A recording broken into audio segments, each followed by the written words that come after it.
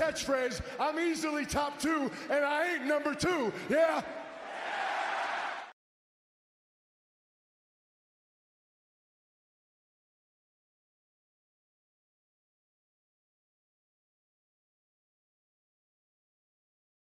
Woke up in the morning, grab my little.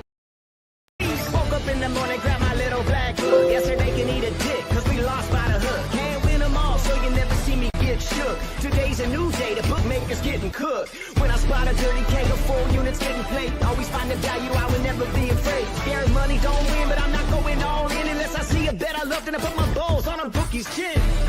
Let it all soak in, doubling my bread, winning money with my friends. If you got the itch and you wanna go big, follow Sharpie bets and you gon' really fucking win. This is not financial advice, it's entertainment. But if I find the right price, believe I'm parlaying it. You can see my spreadsheet, I'm winning, not just saying it. Profit in the green every week, I'm never negative. I can bet an ace or a shitty old picture. Pick the right spots cause I'm the K-Prop whisperer. Shut up when I speak until you finally get the picture. I'm the best in the world, tell me you getting richer. Fuck the bookies, fuck the bookies. FTV screaming fuck the bookies, fuck the bookies, fuck the bookies, fuck the bookies, fuck the bookies, fuck the bookies, fuck the bookies. FTV screaming fuck the bookies, fuck the bookies, fuck the bookies. Middle finger in the air screaming fuck the bookies. Let's get to the motherfucking monies. Let's get to the motherfucking monies then. I mean, I wanted to pull up FTM Prop Shop in the background, but my computer's lagging with this Tennessee rain out here right now, so I'm not going to pull up anything extra right now, but we still will talk. We got actually more than 4 people to talk. We will talk 6 as there's going to be 2 people. One, I think, has some titties. Shout out to my man Spin Doc this morning. As I wasn't even going to look at him. You already know I hate this man by just his name, but when a guy has a 47% strikeout percentage versus a lineup, and he's had 6+6-7 in his last 2 games, and then they're going to drop him from what he was the week before, you better listen. And we'll talk about that shit today. If you haven't already, smash the like button, and let's get to the damn monies. Appreciate you all for popping in. And let's get to it. The Pirates they've been terrible for years, bro. Let's just be real. They're I mean, they got some good pitching, but other than that, bro, nothing to write home about. First guy we're going to talk on the board today, guys, is Gavin Williams. And he right now is 5.5, -120 on DraftKings and -128 FanDuel. And this was one that was like, oh, why is Gavin Williams being put at a 5.5 with juice? In his last 4 games, or his 4 games to start the year, he's only hit that number 2 times. So, no, that's Miguel. Got to go to the right name first. Gavin Williams is 1-3 to his fucking over, and yet they're going to put him at a juiced 5.5 versus a Yankees team that is walking tops of the league 11%, striking out only 23% in their last 2 weeks with a middle-of-the-pack isolated power. And let's put Gavin Williams at a 5.5 super juice to the over. Okay, but let's get into it, guys. And it's simple with this man, as his zone contact, or not zone, his chase contact is worse than league average. And that's where we need to pay attention to get into the whiff. So the key is going to be chase contact. And if I run it this year, we have 7-2 to the over that are worse than league average at chase contact. But if we're going to go off last year, it's 5-4 to the under. We have to do the pitch mix, as one of the keys is saying yes, so we can go see what's going on in this. And really, guys, I come up with one dead spot, though he has struck him out 3 of his 3 at bats, but I'm going to be the one who tells you I don't put nothing into 6 at bats or less, 7, 8 at bats. That shit don't mean nothing to me, guys. If you've struck out all 6 of 6, yes, I've got to pay attention to it. But at the end of the day, it's just 2 games. Can you really put a lot of stock in 2 games? I don't know. So the one I got him not striking out today, guys, is straight up Goldschmidt. Yet he has struck out 3 of 3 times. And if he gets him, then he's on himself to a monster day. When I run his pitch mix, 4-seam sweeper curve, up versus the chase contact, whether it be this year or last, I come up with 7.5. They're giving me a 5.5 right now.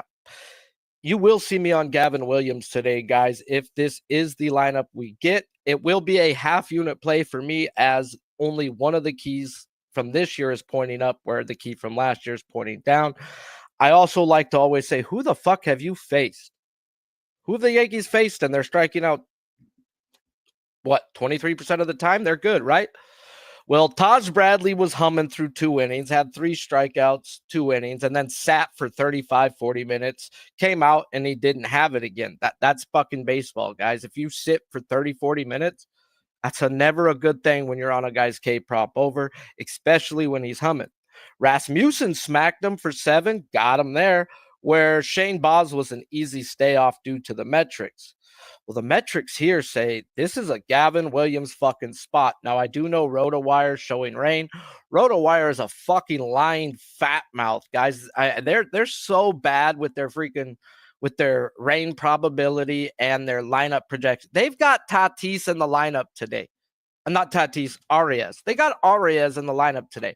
Everybody and their mother knows, God rest, hope he's okay, hope he's back on the playing field, but that dude ain't playing after that collision that he took yesterday. So that may be a spot that I have to look in as well, as if there's no Tatis, the strikeouts will open up. Next guy on the board we're going to talk, guys, is a little Jack Flaherty, and that's where I'm talking about. I wasn't even going to look at him today, but Luis Arias is enough for me to now check into the lineup. I will post that lineup, look at it. I'm looking strictly for chase. If you're going to chase versus Jack Flaherty, good luck. And if I can get 6 of the 9 that chase, as we do got Tatis, we do got Machado, we do got Diaz, we do got a Maldonado. There's some fucking people on this team that are bad, guys, and they're not the same old Padres. The Padres, guys, from last year, that was a team that was a monster that didn't strike out. The Padres from this year, they're still good, but they have their weaknesses, and Arias out. This might open it up for Jack Flaherty today. One thing I do have to look at too with Flaherty is how many days rest is he on. I will never bet Jack Flaherty on 4 days rest and go. I have come to the conclusion of doing all the math over his last 2 years that give this man 6 to 8 days rest and he will shut you down. Hence the reason why I backed him versus the Dodgers this year. He was on that extra rest. He shoved that day. So another guy that pretty much everybody and their mom is probably going to look to bet today is Lodolo at the Marlins. This is one of those spots where it's just like everybody and their mom is betting against these Marlins right now. And I'm not saying it's an under spot, but it's pretty simple. They've seen a group of my guys that I would bet on. David Peterson, 6 innings, 9 strikeouts. Eduardo Rodriguez, 5 innings, 9 strikeouts. Gore, 6 innings, 7. And Luzardo yesterday, 7 innings with 7. I stayed off Luzardo yesterday, and yes, he cashed, but guess what? I didn't have to sweat that 7th inning strikeout that y'all fucking needed. That was the first time Marchand was catching him. You will never see me betting a guy when he's got a catcher for the first time. Now, was it different? I listened to the game. It just seems like Luzardo loves his fastball, and he misses in the middle way more than he misses anywhere else. So Marlins were going up there with a hack at your fastball, guys. He's going to miss.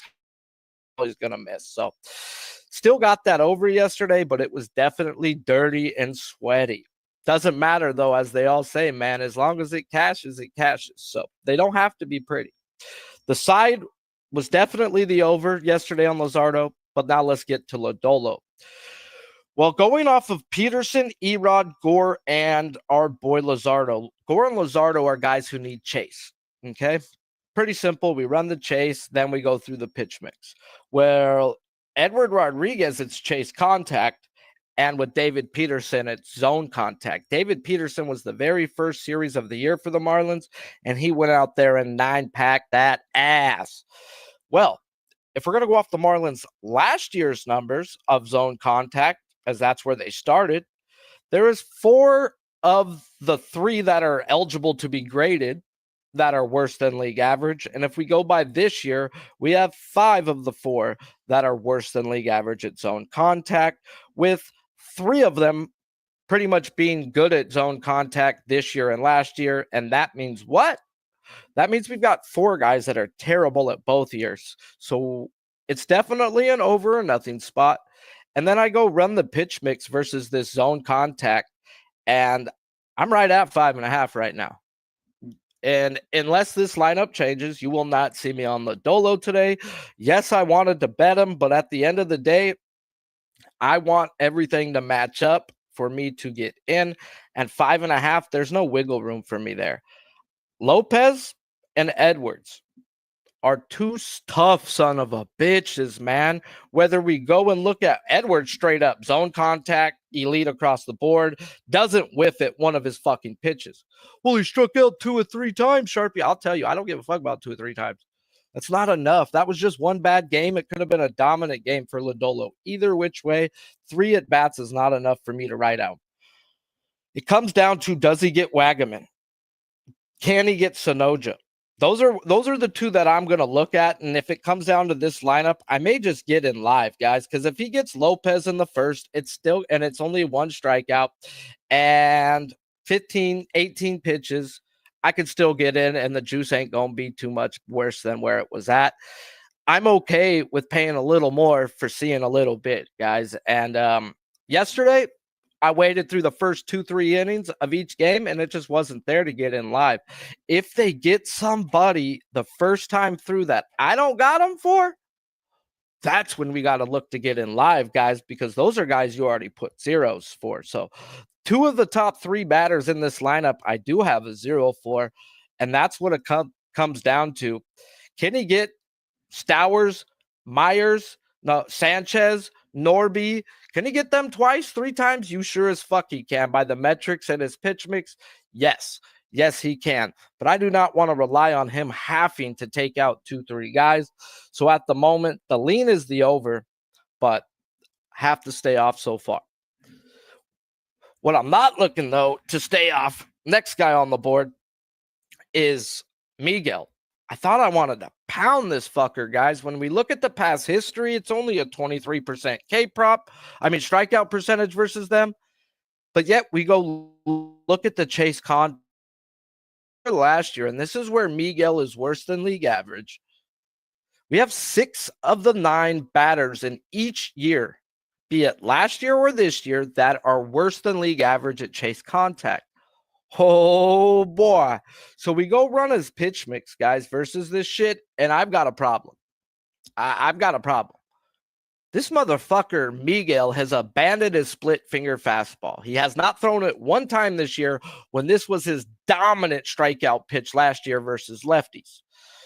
There's a lot of lefties in this lineup. And if you go by last year, what Miguel did to these Phillies, he didn't have less than 6 in 3 games versus them. So I get it. Everybody, this dude had 6 in every game. Even the chase contact is there for this man to have a good day. So I go run the whiff, guys. And this is where I'm coming up to. I've got 7, but then you got to put in the past history, and it drops to 5. There is nothing in this past history where it says he should dominate Schwarber. It says he should dominate Castellanos. It says he should dominate Turner. Them motherfuckers ain't striking out to him, be it Trey Turner, be not 0 of 9 at-bats, be it fucking Schwarber, 2 of 13, and Castellanos 1 of 10. So if you're not going to use your splitter today like you haven't used in your first 4 games of the year, it's going to be a holy fuck me and run and just let this one go. I thought the chase contact and the whiff was there, but then I look, he threw away his splitter. Nah, man, that ain't the guy I want to bet on. Last year, he struck out lefties at a 29% clip compared to 24 from the right-handed side. That split finger had a lot to do with it. So he's had how many games this year? 4. Toronto, 4 strikeouts. Houston, 6. Miami, 7.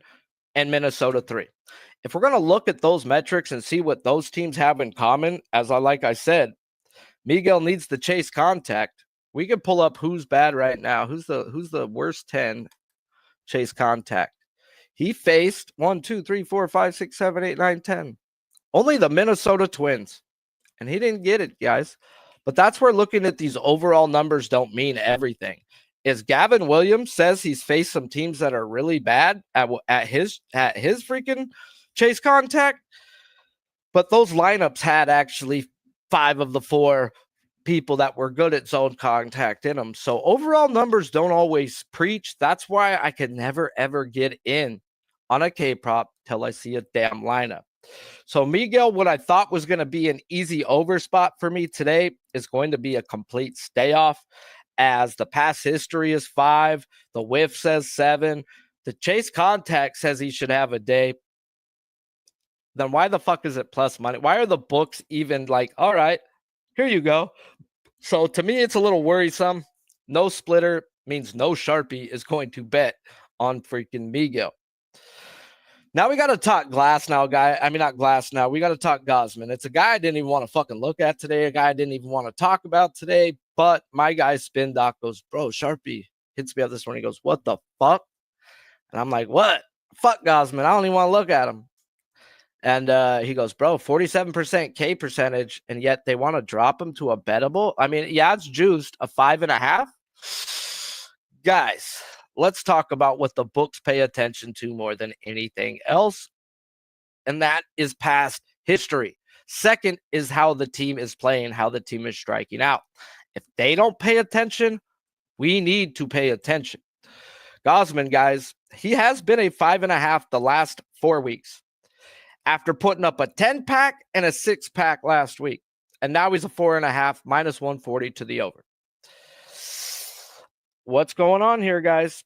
47% K rate, and they're going to drop him. Well, I'm going to tell you one thing. Kevin Gosman's metrics are just as atrocious last year as they are this year. And that means he has some of the worst chase contact he's ever had and some of the worst zone contact you ever had.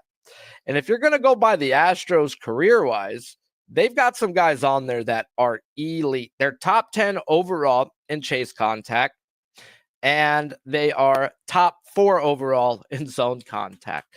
So you know what? Sharpie is going to have to do some math on that today. And if I got to take Gosman under, so fucking be it. I got to get 6 guys that are going to be elite at zone and elite at chase, because like I said, those are just, man, he's falling off a cliff, and the cliff is fucking steep. The second worst drop-off strikeout percentage in MLB history, going from 23 to 24. That's no bueno, guys. That's no bueno. And speaking of the last guy that they're going to drop after getting 7 and 8 in his last 2 games is my boy Robbie Ray. And I mean, I don't know if he's my boy anymore. This fool has put me through some dog sweats this year. Walked 5 people last game, guys. Still had 8 strikeouts. If he doesn't walk 5, how many does he fucking end with? But he's been a 6.5, guys, all year long after hitting it the last 2 weeks. Now they drop him to a 5.5 at a minus 130. This guy has gone 18 innings, 18 outs one time this year, as he has walked the living shit out of people. 5, 4, and 5 his last 3 games. Yet they have heavy juice to the under, plus money to the over.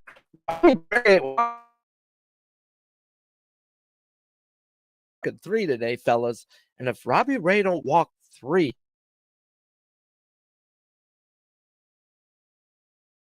are the spot. But the strikeout prop, guys, I get the drop. I get it.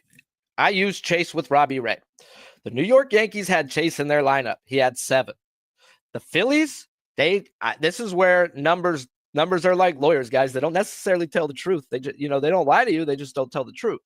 So Robbie Ray, guys, got the Phillies. And the Phillies, guys, ain't seen a lefty I would bet on all year long. They finally got one. And his name was Robbie Ray. And the chase was there. So it was an easy bet. Now, I was scared deathless in that game. Don't get me wrong. The fucker threw 38 pitches in the first inning.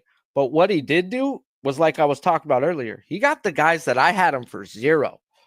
If you're going to get the guys for 0 the first time, we're getting our over, guys, as long as you go 100. And that's what happened. He got his over strictly because he got Bomb and another guy that I just didn't have him getting. So Robbie Ray right now, guys, it's Chase, and it's been Chase. And if we go through this lineup last year, it's 6-2 as one of them is a kid to the under. 6 guys that are better than league average at not chasing. If we go by this year, It is 5. At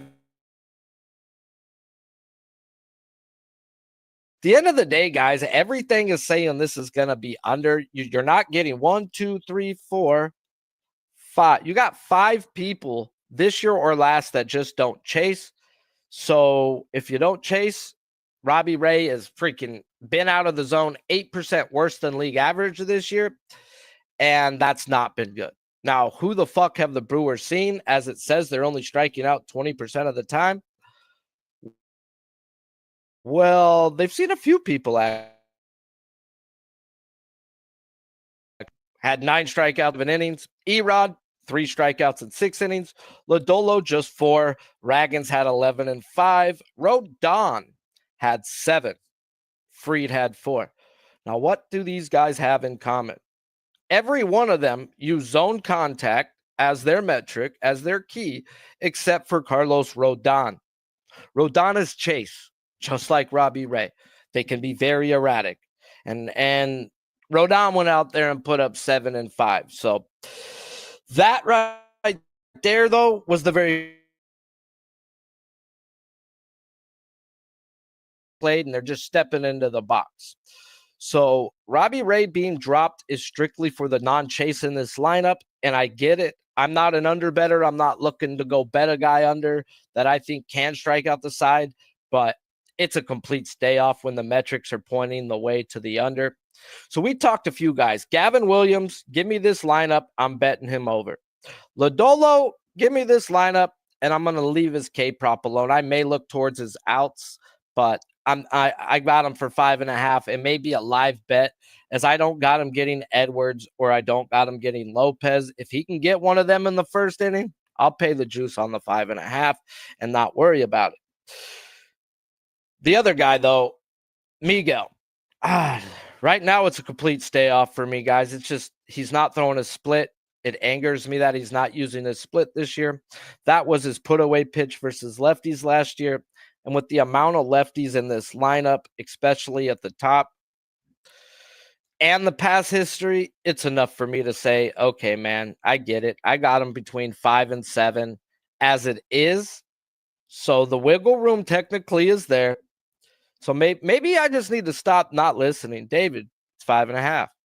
Sometimes I overtalk and overthink and overevaluate.